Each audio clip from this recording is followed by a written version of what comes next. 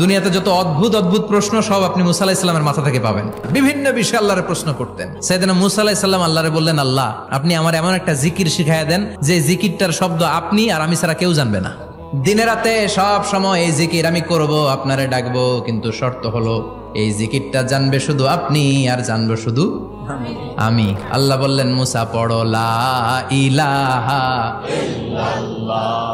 মুসা আলাইহিস সালাম কয়, মাবুদ এটা তো জাতীয় জিকির, সবাই জানে। আমি তো চাইছি এক্সেলেন্ট একটা জিকির, কারো কাছে নাই, শুধু আমি জানবো আর আমি পড়বো। আল্লাহ বললেন, মুসা এই লা ইলাহাকে যদি এক পাল্লায় রেখে দাও, তামাম বিশ্ব, 7 আকাশ 7 জমিনটারে তুলে যদি তুমি আরেক পাল্লায় রেখে দাও, লা রাজাহাত কাফাতু লা ইলাহা ইল্লাল্লাহ, মুহূর্তের মধ্যে লা ইলাহার পাল্লা ভারী হয়ে যাবে। ও মুসা, তুমি যতই এক্সক্লুসিভ জিকির চাও, লা ইলাহার চেয়ে দামি জিকির আমার কাছে নাই।